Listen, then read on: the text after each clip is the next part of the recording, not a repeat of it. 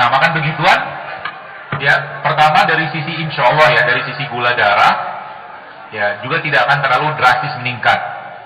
Ya, karena ada penyeimbang dia di, paham ya? Ini cara. Mungkin Bapak Ibu pikir ini semua sekedar makanan, tapi ini kalau Bapak Ibu mulai rutinkan makan dengan pola-pola kayak begini, perutnya akan benar.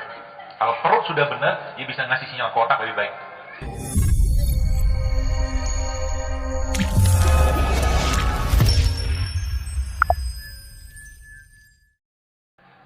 Sudah banyak terpisah, sehingga contoh kita bicara sekarang nasi putih ya. Nasi putih itu kan nasi putih nih, udah nasi putih. Ini nasi putih. Nasi putih nih Bapak sekalian, sebenarnya dia kan punya teman. Temannya siapa? Bukan roh. Temannya dia adalah kulit pembungkusnya. Ya kan? Seratnya di situ, prebiotiknya di situ, resistant starch atau mungkin serat yang baik bagi perut kita itu ada pada kulit arinya. Ketika dia dibuang, salah nggak? Sebenarnya mirip-mirip sama paracetamol tadi gitu loh. Tapi ini kan tidak sintetik, ini kan masih alami. Artinya sekarang kalau nasi putih ini tetap pengen Anda makan dan Anda tidak ngantuk, maka kasih dia bahan baku untuk bisa bekerja dengan baik di perut kita. Sama jelas? Nah, ini saya bilang tadi kita mau bikin nasi goreng, tapi tidak digoreng. Ya, kita ada mana? Ada minyak, bau minyak Pak? Ada minyak VCO gitu? Lupa tadi bilang minyak, bau minyak kan? Lupa. Saya juga lupa bawa tadi minyak. Minyak zaitun ada? Di luar ada jual nggak? Mumpung promo nih. Hah?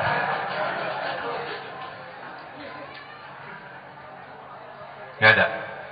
Ya nggak bisa dibikin dong.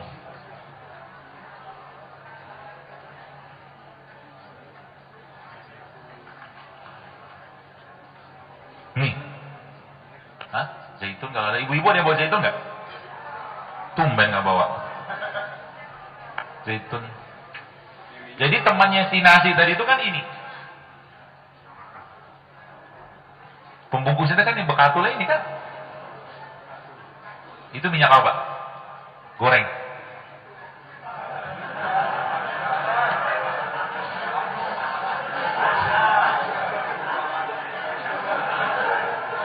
Masih apa?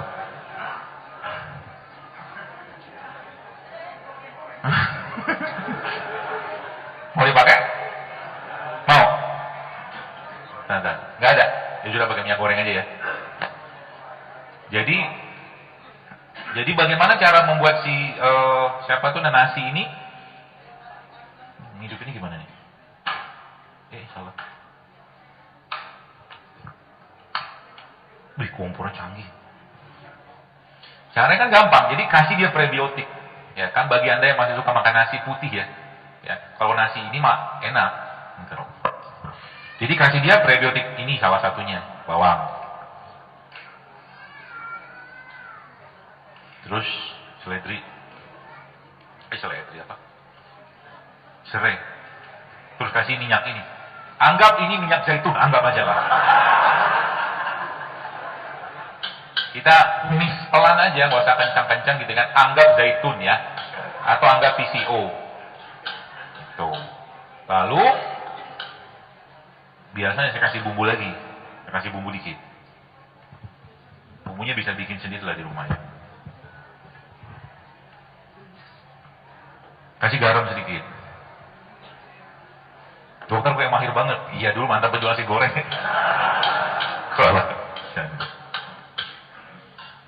Ya ditumis pelan biar nggak rusak ya. Jadi api kecil aja, nanti Bapak Ibu bisa atur sendiri lah di rumah ya. Yang penting kita mau dapatin ininya, apa tuh namanya, baunya itu loh. Apa sensasi bahan-bahan yang ada pada ini itu keluar. Nanti sudah tuh dapat, katakanlah udah jadi nih.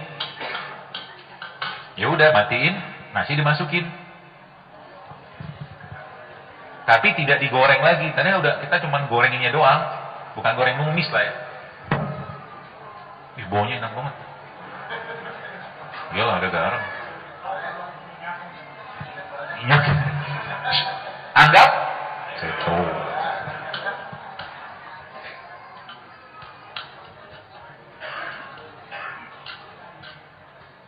Jadi nanti kalau gorengnya pakai apa, numis itu tadi pakai, jadi ini udah nggak diituin ya, udah nggak di kompor, udah matiin. Jadi Bapak Ibu bisa dapatin nasi ini yang ada prebiotiknya lah gitu lah, atau short chain fatty acid. Tadi Anda bisa tambahkan beberapa apa namanya, anu lagi ya, bumbu lah kayak garam atau apa. Jadi minyaknya ya, kalau ini zaitun tidak akan bikin masalah.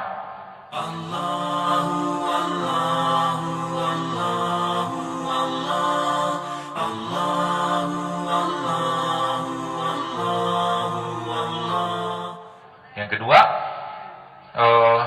justru malah baik karena dia jenis lemak yang baik. Kalau dia zaitun atau PCO, ya, jadi nggak masalah.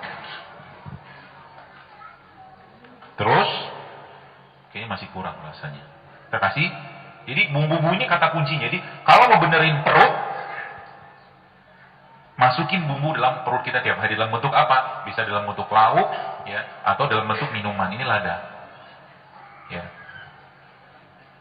Cara paling gampang bikin rasa yang enak apa? Rasanya pakai lada. Kasih garam dikit lagi. Ini garamnya garam berbumbu, nanti bisa tipis. Terus kasih kismis.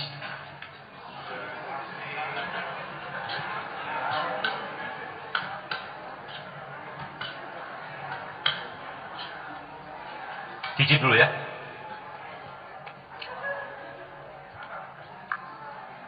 Mau? Enak ya? Nasi goreng nggak? Iya, mirip nasi goreng, cuman karena lemaknya kita pakai zaitun atau pisau, anggap tadi ya. Jadi nggak ada masalah. Dan makan beginian, kalau Anda ganti nanti berasnya pakai beras ini, beras kuning ya, atau beras coklat, itu jauh lebih sehat. Ini sekarang saya kasih dulu nih buat yang ibu-ibu. Mau? Nanti habis ini kita bikin yang itu. Simple tapi bisa mengubah kondisi perut. Ada piring nggak?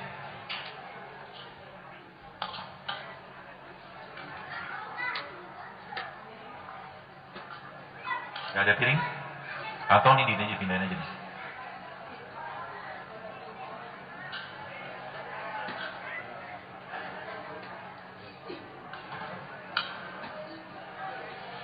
Mau dapat lebih baik lagi, maka ini ditambahkan lagi dengan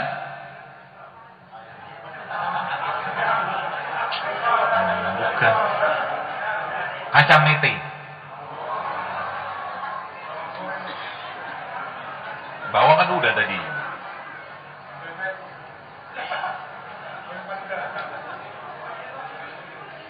Makan kayak begini ya, insya Allah ya, kalau tadi kita pakai zaitun atau PCO nggak bakal bikin ngantuk. Karena apa? Karena ada prebiotiknya. Prebiotik dari mana? Dari bumbu tadi. Jelas ya? Tapi ingat, jangan tambah lemak lagi ke badan. Makanya tadi saya katakan, numisnya pun pakai zaitun atau PCO. Kalau enggak, misalkan Anda nggak mau pakai minyak juga, pakai air biasa juga nggak apa-apa sih. Dibikin kayak kaldu gitu, jadi air mendidih, nanti itu ditumis, kasih zaitun atau nggak pakai minyak juga nggak apa-apa. Nanti sensasi bawang kan keluar ya air tadi. Nanti tinggal diambil bumbunya tadi atau airnya, campurkan sedikit, tapi jangan banyakkan air, nanti lembek nasinya. Oke? Nih Bu, udah nunggu aja nih. Nah, sekarang kita bikin yang ininya.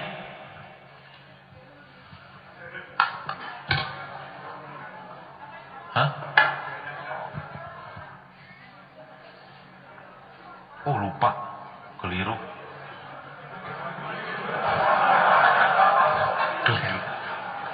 Grogi dikit. Nah, kali lebih banyak bumbunya ya. Ini bawang putih, bawang merah ini luar biasa Bu sekalian. Masukin semua ya. Bapak udah pengen banget kayaknya. Minyak? Kita aja.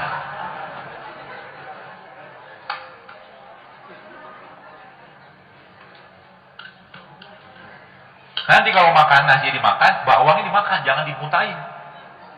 Harus dimakan, ya. Kalau nggak mau ditelan nggak apa-apa, bareng sama nasi masukinnya ke apa? Langsung gitu ya, seperti itu. Enak nggak Bu? Nah, udah nyoba belum? Karena kan judulnya kan kita apa namanya? Orang Indonesia nggak bisa ninggalin nasi, ya udah kita cari solusinya. Gitu maksudnya. Solusinya apa? Nasinya harus ada bumbunya. Jadi kalau Anda makan nasinya juga jangan banyak-banyak, terutama kalau Anda yang makan nasi putih ya.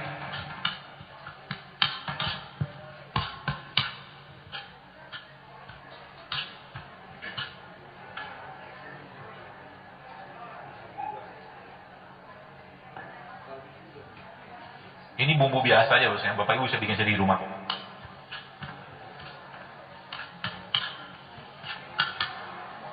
Matiin, baru kita masukin.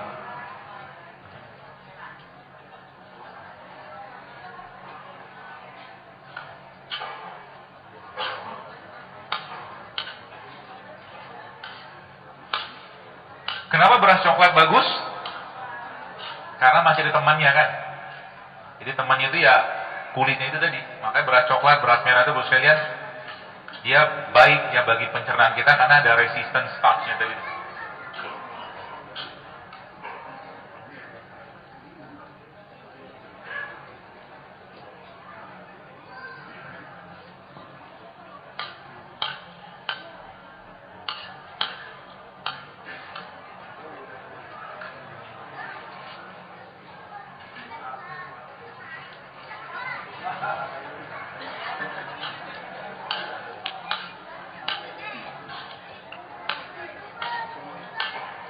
Lumayan kan, gajian gratis dapat makan.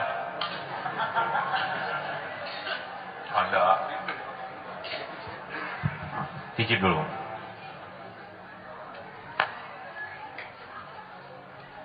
Pulang. Setelah ada hitamnya.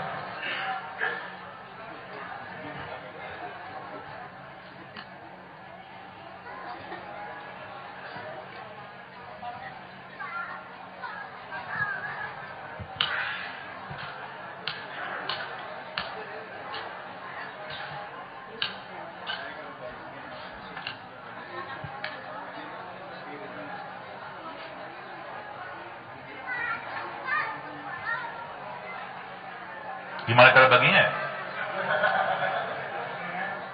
Hah? Doanya aja ya? Saya berharap gitu ada yang bantuin sih.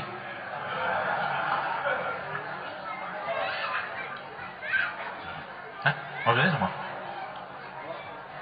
Nah, makan begituan, ya, pertama dari sisi insya Allah ya, dari sisi gula darah, ya, juga tidak akan terlalu drastis meningkat.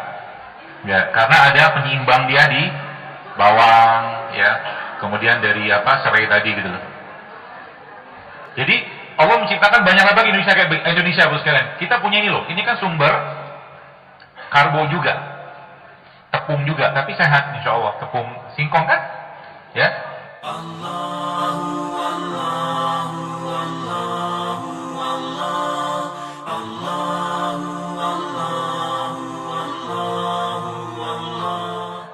Bagaimana caranya kita bisa dapat ini lebih baik secara di badan kita? Sama, kasih dia bumbu, ya, kasih dia bumbu zaitun, bisio segala macam tadi, yang Anda bikin, campurin ke dia ini. Jadi nanti pagi-pagi atau mungkin siang-siang kita nggak perlu makan nasi, makan begini juga kenyang, dan tidak perlu semua juga ya begini kan, contoh aja, ya.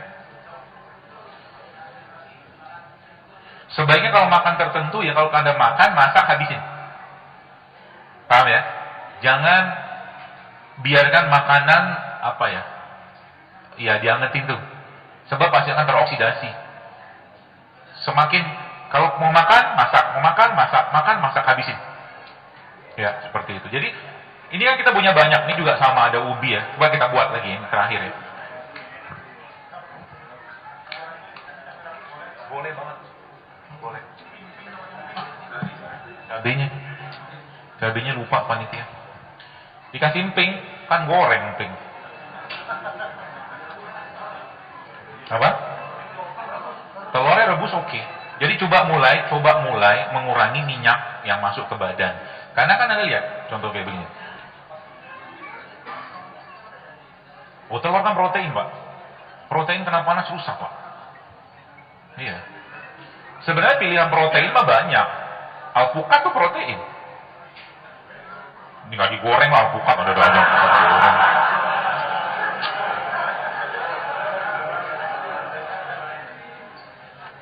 Nggak usah digoreng alpukatnya, dimakan gitu. Karena alpukat itu juga, maksud saya ngasih tahu bahwa protein itu bukan hanya dari daging aja gitu loh maksudnya.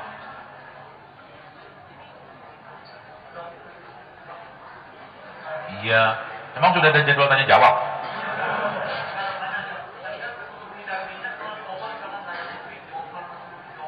Bisa, bisa. Ini juga ibu-ibu kalau mau nyobain ya, coba nanti cari tepung-tepung non gluten.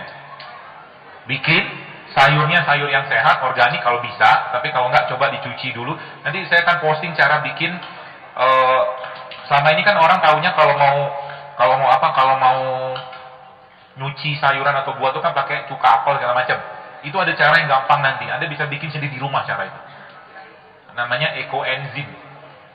Itu bisa kita pakai nanti dari buah-buah, dari sayur atau buah-buahan.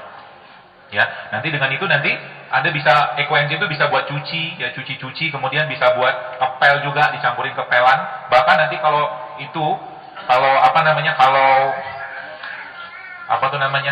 selokannya kotor bisa dimasukin ekoenzim itu. Masak itu memerlukan hati. Betul kan? Katanya begitu. Jadi meskipun ditakar berapa gram, tapi kalau hatinya nggak bahagia, biasanya pengaruh banget, bukan pengaruh lagi. Nah, ini kan pilihan ya. Jadi kita bisa masak-masak kayak begini buat sekalian. Ini kan ubi ya. Ubi biasa, ubi singkong gitu. Tapi dengan kita memasukin kayak beginian, bahasa saya itu jadi tertopping makanan ini gitu loh. Tertopping dengan prebiotik yang sehat. Karena sekarang banyak makanan-makanan yang kita makan udah nggak ada prebiotik lagi, udah nggak ada probiotik lagi. Sehingga perutnya menderita. Apa? Boleh? Masih tiwul ya. Kalau mau dikasih sensasi sedikit rasa lagi yang manis, boleh Anda tambah madu. Madu di Adawa, Romo, apa lah, bantu saudara kan.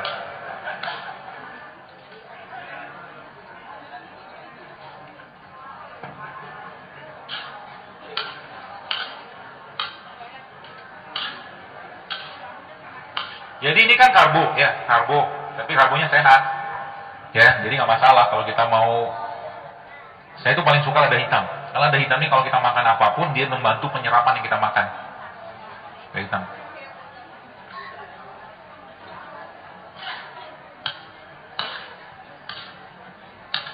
Kira-kira ini murah nggak? Murah kan? Jadi kalau ada yang bilang hidup sehat itu mahal, dari mana mahalnya? Gak usah pakai madu lah. Tapi nggak apa-apa lah, pergi beli depan ada awalnya. Tadi tuh kismis saya masih banyak. Denny mana Denny? Kismisnya tadi mana ya? Mitenya habis. Ada kismisnya tadi dalam kotak. Wah, masih banyak tadi satu bok ini. Warna biru. Ah, itu dia. Kita masukin kismis lagi. Kebetulan saya bawa banyak kismis.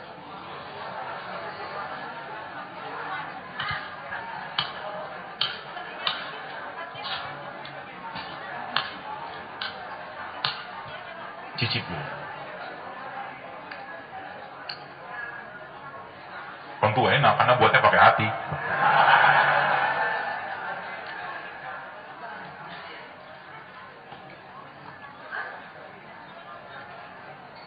Ini bisa jadi pilihan sarapan atau makan siang juga bisa.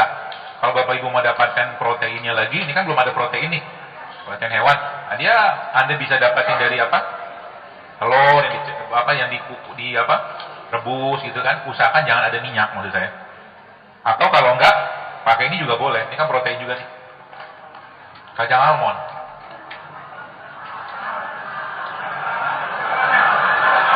Saya dikirim, jadi ya kita pakai aja lah.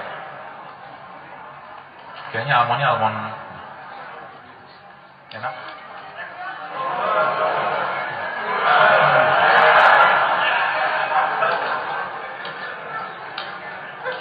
Karena almondnya belum dapat madunya, kita tambahkan madu. Aduh, seneng banget ya.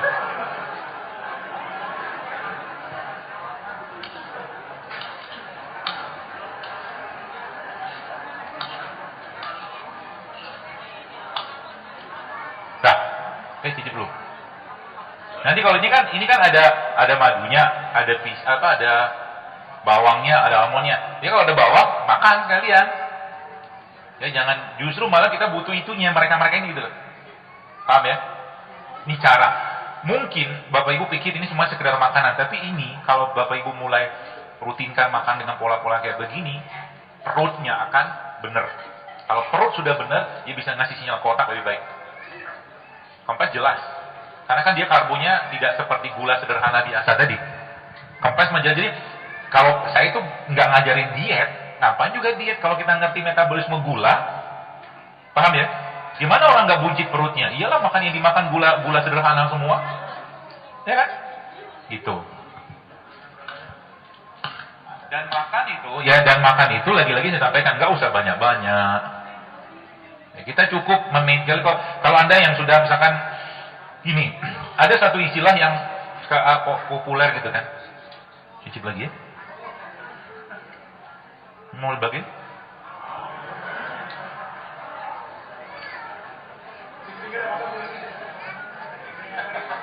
Harus saya bagi nilai ya. Sudah dibikinin juga, masa nggak mau bagi sendiri? Begini.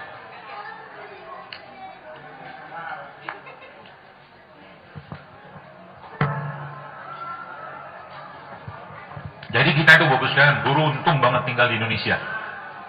Banyak banget sumber karbohidrat di luar nasi. Ya. Kasih lagi tuh itunya.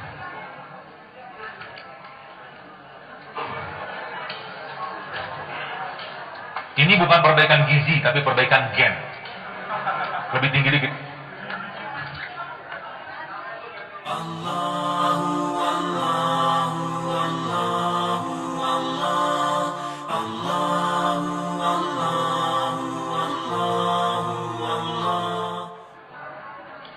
Ya nanti ya harapan saya itu nanti kalau kajian-kajian bersama saya atau nanti siapapun gitu kan yang judulnya hidup sehat, di luar-luar itu banyak juga yang jualannya nyambung sama ini, biar nanti kita dapat solusi gitu loh ya, dikenalkan dengan makanan-makanan sehat.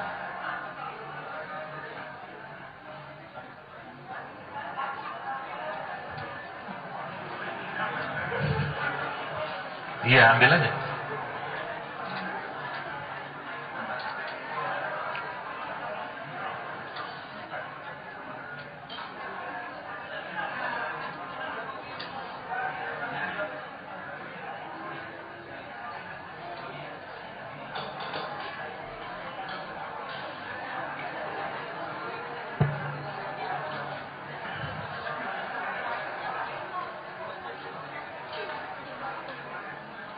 Ya jadi sayur, buah, biji-bijian sama. Jadi sayur dan buah itu kategorinya prebiotik. Probiotiknya makan dosa bersuara, makan aja. Jadi apa tadi? 3 tadi ya, sayur, buah, sama biji-bijian. Asam itu dan madu kan? Itu yang kita butuh masukin. Jadi teman-teman kalau udah lihat, ini kita belajarnya begini. Jadi kalau Anda lihat misalkan kayak begini ya. Tadi saya ulang lagi supaya lebih ingat gitu kan. Kayak begini. Kira-kira di sini ada asam aminonya nggak? Nggak ada. Enzimnya ada nggak? Nggak ada. Adanya apa? Lemak. Gitu kan? Lemak ujung-ujungnya nanti dia akan mempengaruhi metabolisme sampai ke hormon, gitu kan? Ya, karena memang bahan baku hormonnya lemak. Ya, kalau lemaknya bagus, diam dulu, makan aja. Ya, ada satu lagi tuh nasi putih nanti saya bikin lagi. Jadi kalau lemaknya bagus, lurus sekalian, maka hasil keluarnya juga akan bagus. Jadi misalkan gini,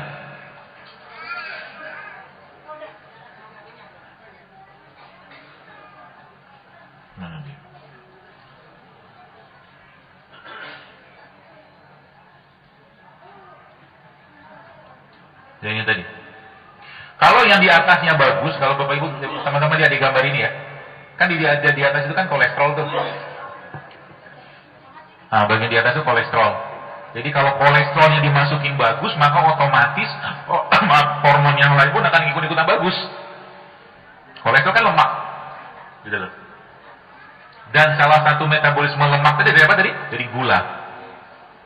Ya, pahami ya. Jadi sekarang kalau saya tanya, menurut Anda nih setelah belajar kita, nasi goreng itu sehat atau tidak sehat? Tidak sehat kan? Kenapa? Lemak. Dari mana? Dari gula kan? Gitu loh. Bukan untuk mencela makan, bukan. Kita belajar ya, pahami baik-baik. Ya, sehingga nanti banyak masalah kita bisa selesaikan dengan sedikit aja ngubah. Nggak usah banyak-banyak. Ya, mengubah apa yang kita biasa makan tiap hari. Ya, seperti itu. Kemudian pertanyaannya,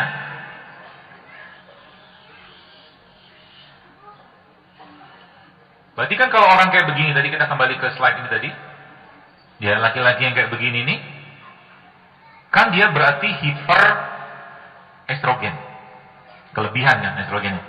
Maka dari saya katakan salah satu yang memicunya banyak sih pemicunya. Makanan-makanan GMO atau makanan-makanan tinggi estrogen, termasuk juga pernah saya bilang itu, laki-laki jangan terlalu sering makan kedelai. Kecuali kedelai yang fermentasi. Dengar kata-kata saya. Laki-laki jangan makan susu kedelai sering-sering. Kecuali kedelai yang fermentasi. Jadi jangan tanya tempe boleh atau tidak. Tanya lagi. Coba otaknya itu diajak mikir agak. Jangan terima jadi terus gitu. Diajak mikir. Handphone sudah smart. Nanti tanya lagi fermentasi itu apa? Buka Google. Tanya Google lagi. Jadi fermentasi itu apa? Fermentasi itu ya kita memasukkan probiotik ya, atau bahan-bahan yang difermentasi lah gitu kan. Maka ada 3 tuh ya, pencernaan atau perut kita itu ada 3. Ada seorang ahli lah, ilmuwan, dia mengatakan ada 3 jenis bakteri dalam perut kita. Diam dulu, colong kita lagi bisa ngobrol setelah saya selesai ngobrol. Yang pertama bakteri baik, yang kedua bakteri netral, yang ketiga bakteri jahat. Ya, dalam perut kita itu ada 3 tadi itu. Apa itu yang pertama? Bakteri baik, bakteri netral, bakteri jahat. Nah, yang paling dominan dari 3 bakteri tadi justru malah bakteri netral. Jelas ya? Bakteri netral tadi tergantung apa yang kita makan. Kalau seandainya yang kita makan itu tidak banyak mengandung bahan baku yang baik untuk pencernaan kita, maka si bakteri netral akan berubah menjadi jahat. Jelas di sini ya? Jadi kalau maaf tadi teman-teman lihat kayak misalkan tadi ketupat tadi itu atau lontong tadi itu, menurut Anda kira-kira itu banyak bakteri, bukan bakteri, banyak mensupport bakteri untuk bakteri netral menjadi baik, atau justru malah kebalikannya? Kebalikannya kan? Beda dengan cerita tadi kalau Anda tadi makan ubi tadi itu. Semakin banyak bakteri, apa tuh namanya, semakin banyak bakteri netral yang berubah menjadi bakteri baik, maka semakin sehat badannya. Semakin tidak bau badannya. Kenapa? Kalau bakteri netral tadi berubah menjadi bakteri yang jahat, maka tubuh akan mengalami pengasaman lah, fermentasi gitu kan. Maka orang-orang yang banyak makan santan, banyak makan tepung yang digoreng, banyak makan yang asam, tubuhnya pun akan ikut-ikutan asam. Iya, tanda-tanda orang asam apa? Banyak. Mulutnya bau, kencingnya bau, BAB-nya bau, badannya bau, keringatnya bau, itu tanda orang asam. Penyebabnya apa? Makanan tadi, salah satunya. Makan makanan yang kalau saya bahas itu sudah kehilangan elektronnya. Gitu kan. Jadi mulutnya bau tuh, orang asam tuh. Kemudian pipisnya, maka coba teman-teman kalau Anda mudah-mudahan nggak tahu sih suka apa enggak, tapi kayak jengkol itu kan asam. Jengkol, pete itu kan asam. Biasanya habis makan jengkol, kencingnya gimana? Bau kan, karena asam. Ya. Durian itu juga asam. Makanya kalau orang durian nggak kuat badannya tadi untuk makan durian tadi, dia akan gitu, angin. Termasuk juga nanti BAB-nya juga akan bau asam. Ya. Dan yang paling luar biasa lagi, Bu sekalian, semakin banyak makanan asam yang dia makan, maka akan semakin asam juga pikirannya. Serius. Karena bahasanya adalah moodnya kita dibuat di perut. Dari bahan baku berupa asam amino tadi, prebiotik tadi, probiotik tadi, gitu loh, paham ya? Jadi kalau sekarang mau mengubah mood, maka perbaiki makan. Maka ada istilah good food is good mood. Jadi kan? Dan itu nggak perlu mahal-mahal makanan kayak begituan. Cukup modal bawang putih, bawang merah kayak itu. Dia akan mengubah mood sampai ke atas sana, sampai ke otak. Ya, jadi simpel sebenarnya. Ya asal mau tenang dulu, jangan diserang dulu Zaidul Akbarnya. Tenang dulu ya. Termasuk juga kadang-kadang pernah Anda lihat saya cerita tentang susu sapi gitu kan. Ya bukan saya mengharamkan susu sapinya, karena emang susu sapi itu jelas. Dalam Al-Quran jelas, dalam hadis jelas.